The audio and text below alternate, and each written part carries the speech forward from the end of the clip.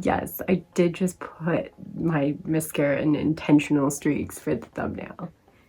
You're welcome. I'm a theatrical bitch. But I didn't want to distract from the whole video.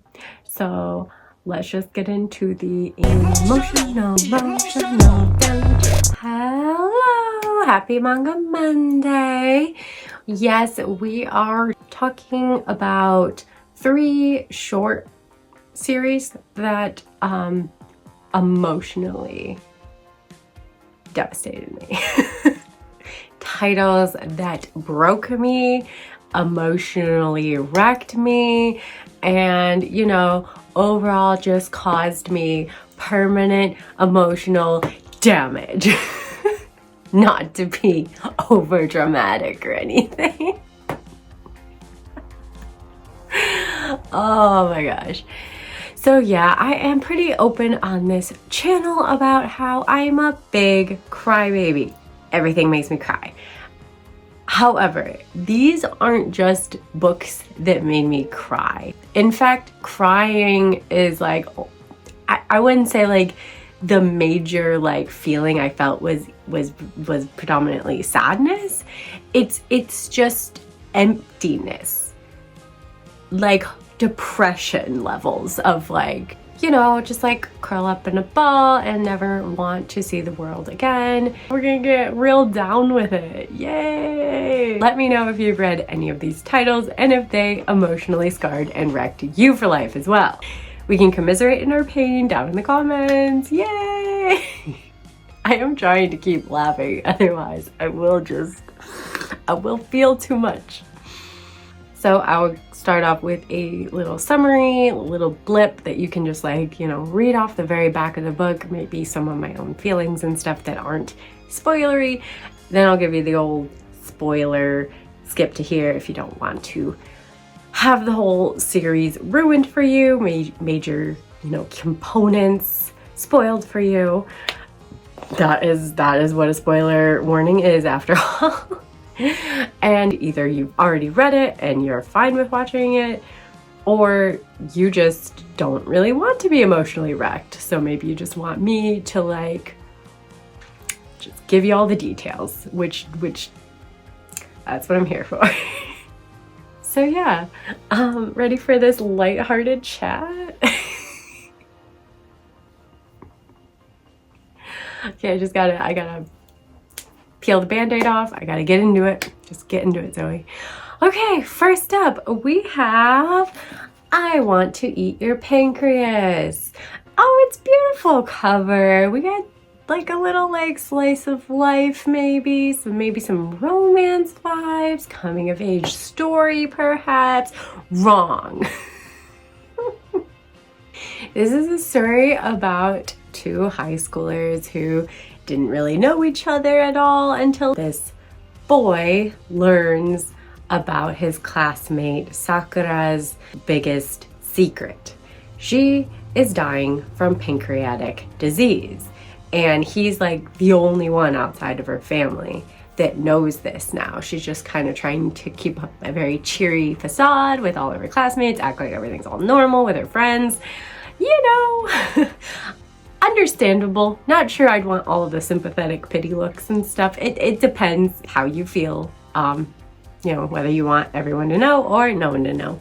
But yeah, so the last thing that this boy wants is to be her friend, but Sakura's cheerful demeanor and this shared secret between them draws them together in this heartrending, that's what it says on the back, heartrending tale of friendship and mortality. So yeah, this is a really well-written book. It really delves into these kids' emotions, feelings. Him, of course, he's the main character, like his point of view is what narrates the story. So we get his the most, but we do get peeks into how Sakura is feeling about, having a really, really serious illness. So this is I think it was originally 2 volumes, but 7 Seas put together in this omnibus, and it's overall kind of not a very super cheery, lovely little book. However, I think there are messages of hope to cling on to. Cherry blossoms are definitely incorporated in this, and you can see right off the bat in the cover. And I think the Japanese sentiment in their view of cherry blossoms is the spring renewal, is that life is fleeting and to admire the beauty of it while it is here. So there is very much that feeling, that vibe, that sentimentality throughout this. So it's not just like depression, but it's not cheery, I'll say that. So yeah, let's just jump into the spoilers because there's not much else to say without getting into spoiler territory. Yeah, she dies. She dies. Just rip that band-aid off. She dies. Having him kind of come to terms with it, him have to like... So we find out that Sakura is like kind of keeping a journal, a kind of book about her experience called Living While Dying.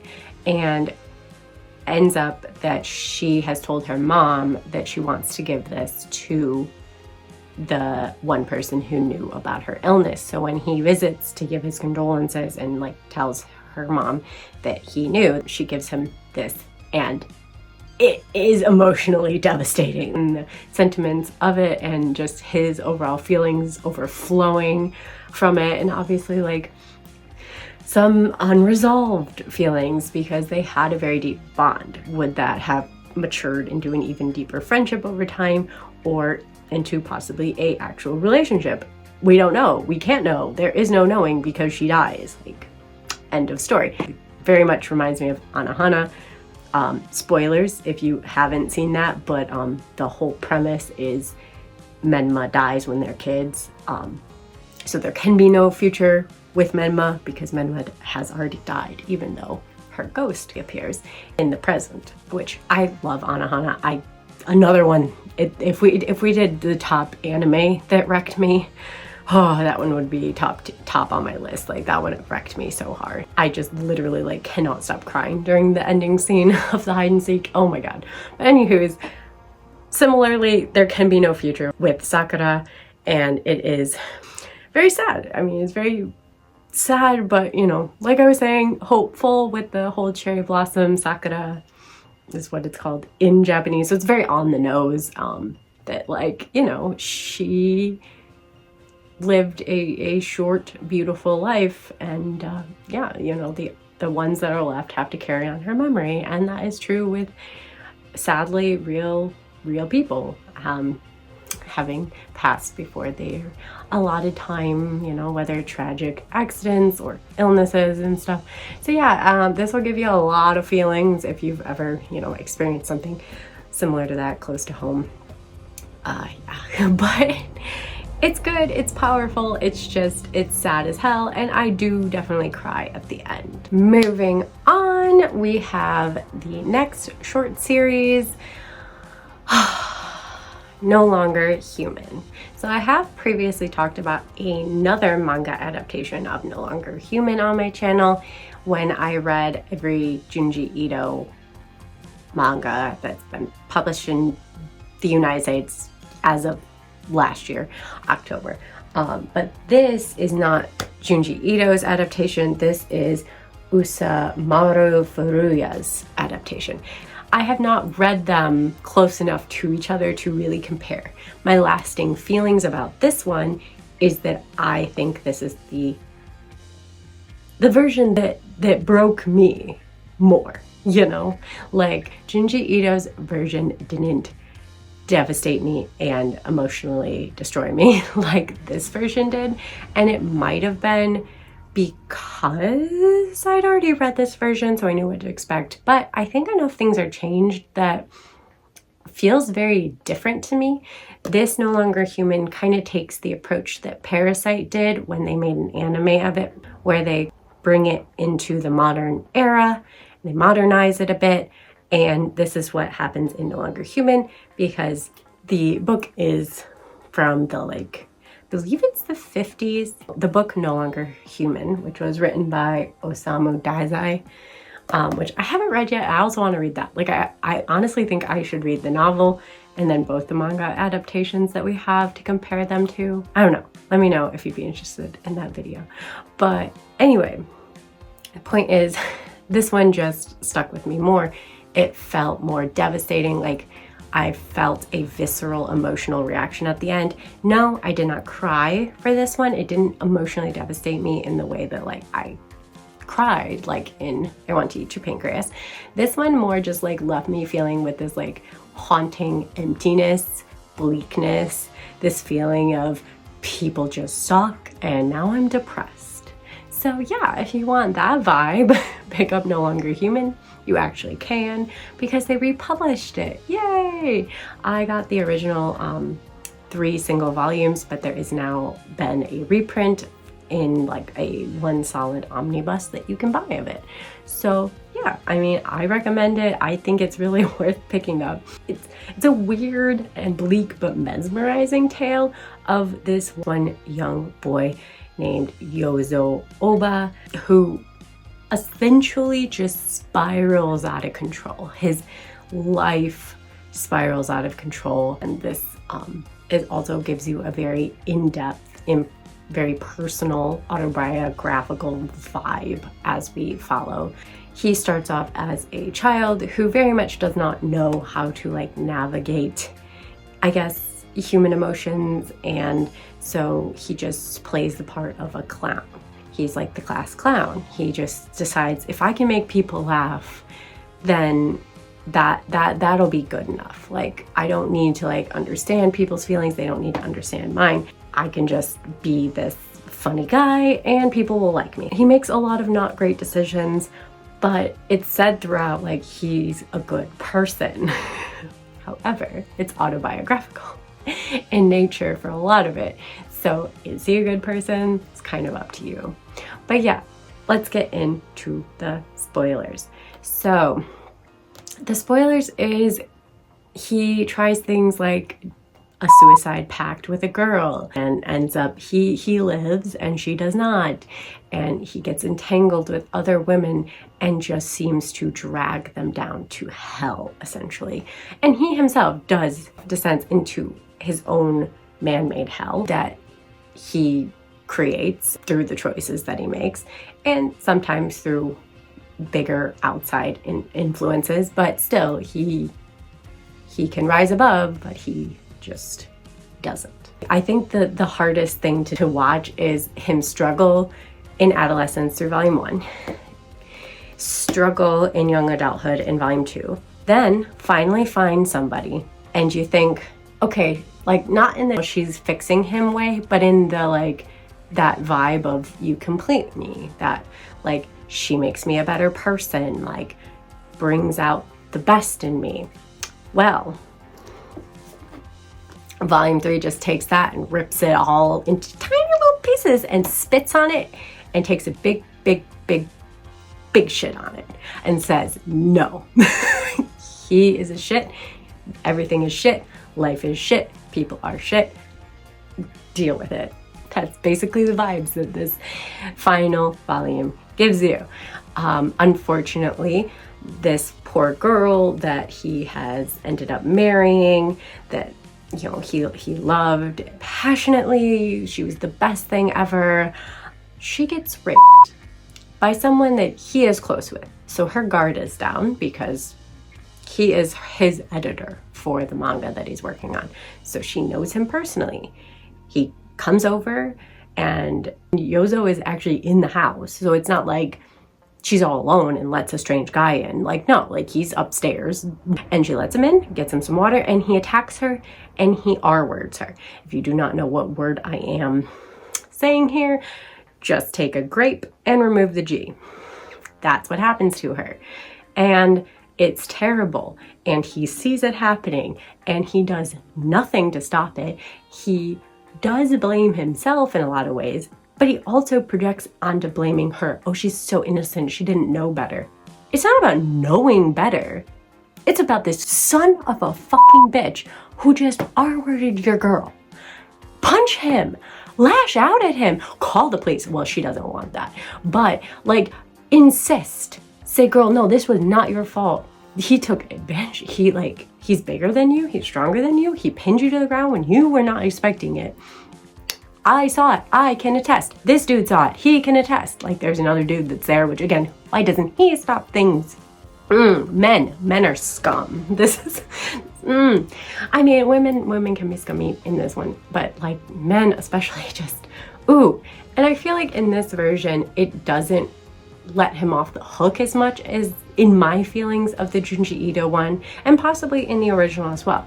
That like, does he feel like, you know, she betrayed him and she's a whore now and she's tainted and all these things, he doesn't trust her anymore and he can't get back to that loving, innocent place that he was in now. It's all ruined. But he is the one who's letting it be ruined. He's the one who is turning to alcohol, is turning to drugs, is literally abusing his wife verbally, mentally, emotionally, and then selling her, which he does back out of, but he tries to sell her to other men. Like, he's disgusting. And I feel like this doesn't shy away from how disgusting he is, and the behaviors that he exhibits are irredeemable in my eyes. There's a lot in here that he goes through that I feel bad for him. I feel sorry for him. And until this volume, you could almost feel like, okay, he's able to be redeemed. He, you know, everyone gets low points. Everyone can have a really bad circumstance or two happen to them in their lives, but they can rise above it. They can, you know, find the right people.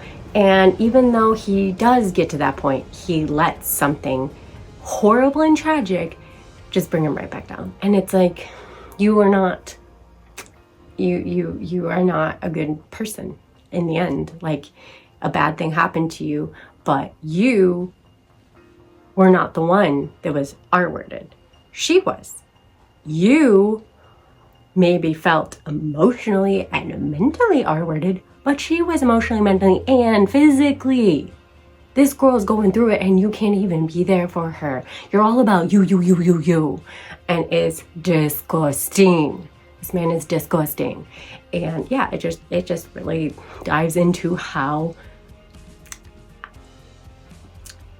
life is shitty, but if you can't rise above something shitty happening to you or to someone else, then you will become the bottom of the shit barrel, essentially. But I don't think it's like we should feel bad for him. I think it's like, you had potential to be a good person. You had potential and you made the choices you made when the things in life happened to you that led you to the bad ending, I guess.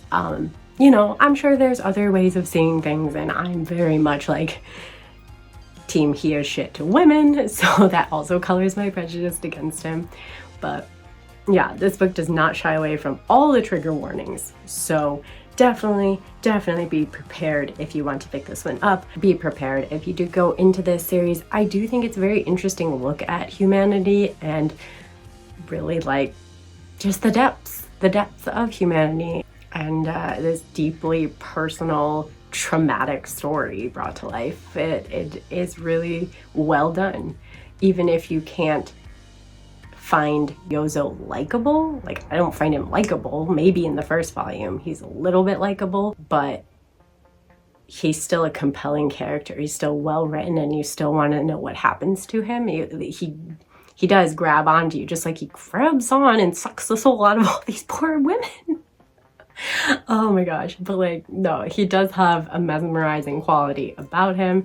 And I also attest that to Usamaru Furuyu's depiction of him, as well as obviously Dazai's creation of the character and the story itself. And yeah, this is just, in my opinion, a really good bleak story that, you know, will just leave you with some emotional scarring. You know, just some. Builds character.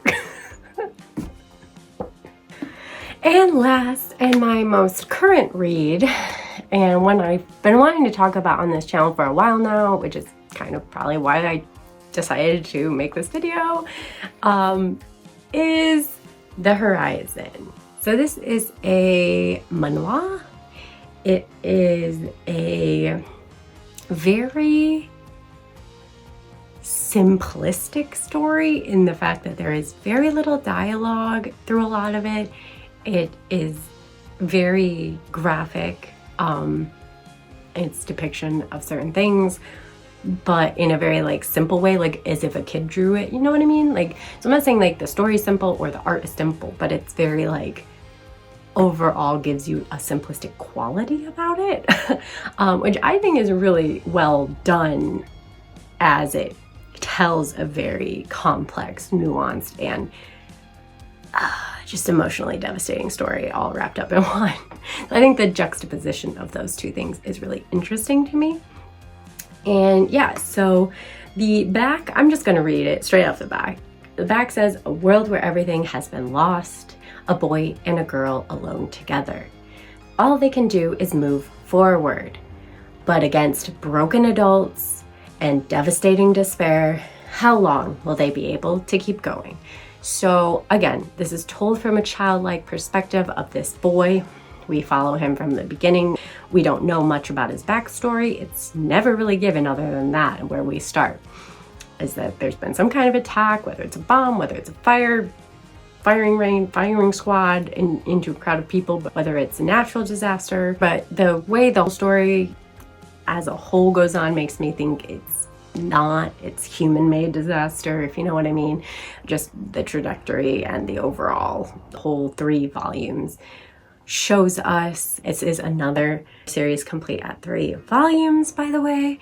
And yeah, it just starts with this little boy, gives us no context of like his life before this, but now he has lost presumably anything left to him, and from this point on he just kind of just keeps walking, keeps trying to find somewhere safe in this presumed safety or home or anything that he is looking for, that he's moving forward towards.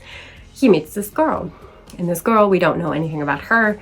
She's just there. And so they just end up moving forward together. They just keep going, and they meet crazy adults, dangerous adults, sick adults. Yeah, it's, again, we're just all the trigger warnings and all of them, just anyone you think of, probably in there.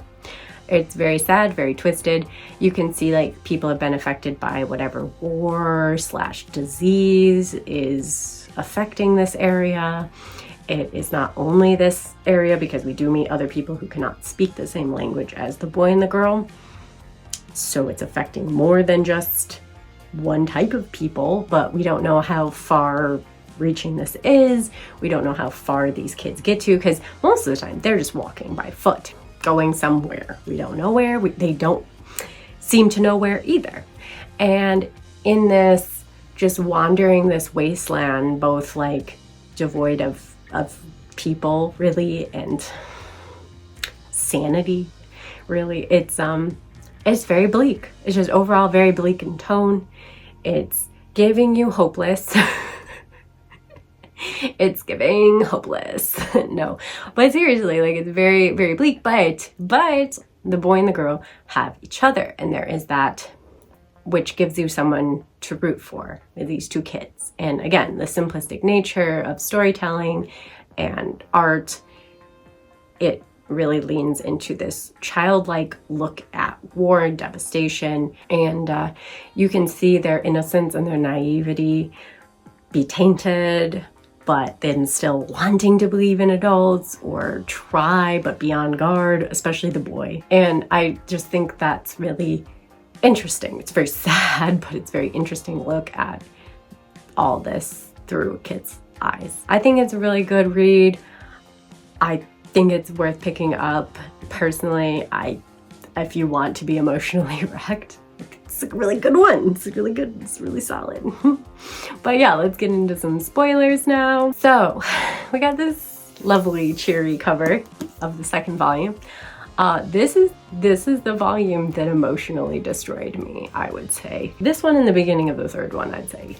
But yeah, like halfway through this one, we get a flashback into what the girl went through up until meeting the boy. Not anything happy, just her being on a bus with a group of people. Like all of them I think are adults and then one baby from one couple.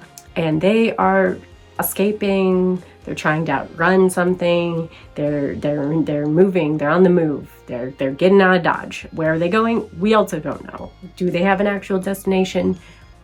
Not sure. But these adults quickly realize one by one they are having symptoms of some disease. They know that it's not a good disease, that essentially the disease will take their lives is the presumed outcome. So one by one, they all choose to leave the bus pretty much and leave this little girl more and more alone. And it's just so heartbreaking the way they do it, the way they each leave, especially when the girl's father has to make the decision to leave and he's giving her this hope that you are like, I'm pretty sure this is false hope. And then when the parents of the baby leave the baby with the little girl and like one surviving adult that's left or whatever, and they're just like, have to make the choice. Maybe our baby will survive if we leave them. Like, oh my God, just, oh my God.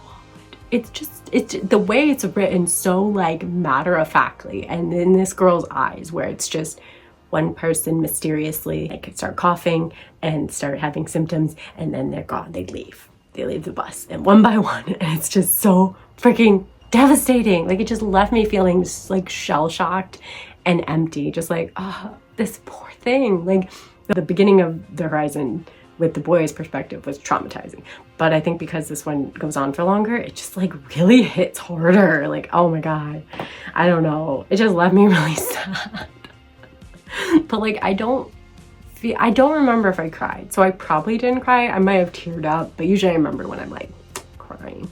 But so it didn't like make me feel that, but it just emotionally devastated me to my core. And then we get to the third volume. And early on in the third volume, the boy and the girl run into another boy and a girl, and they are speaking in another language, and the boys are both on the offensive. They're both pointing guns and the girls are kind of like nervous and stuff. And then what happens? Oh, just like a random missile attack or whatever from a plane going by. And the boy of the other group and the girl of our group that we've been following are gone, both dead. And you're just like, oh, that just happened. And now the boy that we've been following is staring at the new girl that had just appeared. And I'm thinking in my head, I'm like, oh, they're gonna pair up. They have now just experienced this together. They're gonna pair up and we're gonna see it play out like that. No. That girl, she done take 2 minutes about it. She takes up that weapon that her boy had, ends it, just blows herself away. Like I literally had to be like, wait, what? And she just did that. She just did that. I guess she just decided it ain't worth living without him, or she wasn't gonna survive without him, or she just didn't feel like trying to survive anymore. But it's just so like out of left field. Like I don't know why I didn't expect it, but it just was like left my mouth hanging open, like, oh my God. However, I will say, despite all of that, the ending is more hopeful than I would have suspected. As I was reading this, I just felt like I was, going deeper and deeper into an oblivion of darkness, like essentially mirroring this third volume. However, the ending leaves it off on a kind of hopeful outlook on life, and dare I say, like, almost, I won't say redemption, because the little boy just went through hell. He didn't have anything to redeem, but almost like the world was giving him a new chance at life, like a second actual positive little nugget at the end, like, because we see him like now as an older man and he meets this couple, and it feels like he's able to save the guy from this couple, and they are having a kid, and then the kid has like kind of made him the honorary grandpa, and it just feels like he's been given another chance to live a halfway decent, halfway normal more positive, hopeful life. I was surprised. I was surprised that they actually gave us some happiness, some crumbs of happiness after all of this. Like, we had to get through 2.5 volumes of war, depravity, adult disgustingness, human devastation, war, disease, just like the bottom of the freaking barrel. And then you give me this more positive, hopeful ending, and I'm just kind of like, okay, well, thanks for not completely ripping my heart out and crumbling it into a million pieces and throwing it on the floor. It's still not going to recover from the second volume and beginning of the third volume. But thanks for trying, I guess. Thanks for, you know, sticking the little band-aids on the little broken pieces of my heart. So I appreciate that.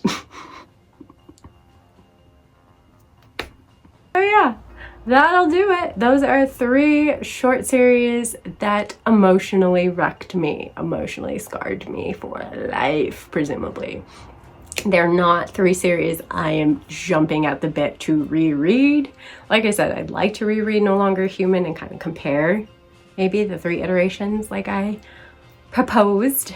If not, I'm not going to be broken up about it, because jumping back into that story is just like jumping back into a world of depravity and pain. So, you know, I'm good either way. But please let me know down below if you want me to experience the depravity and the pain, because I will for you. I will for you. But yeah, let me know also, what are the short series that emotionally destroyed you? You can also talk about some of the long ones, but like, I definitely think I'll be making another like a part 2 on longer series that completely destroyed me as well. So I'm in the middle of reading one that I think is just I don't know, we'll see, but it's definitely been an emotional battering ram through like pretty much every single volume. So if it keeps going like this, it'll make the list for sure. Yeah, and I hope you enjoyed the video as much as you could, I guess. And next Monday I will be talking about sci-fi dystopian first volume, so I hope you will subscribe, turn on notifications, all that jazz, so you don't miss that video or any other video I might drop, like my surprise extra video I dropped this past Friday evening talking about Anime NYC. If you're curious about my experience, go check that video out. And yeah, if you like the video, please do hit the thumbs up button. It helps me to know you want more of this kind of content, and especially if you want the longer series that cost me emotional damage, then please do comment and or hit the like button. And yeah, until next time, bye!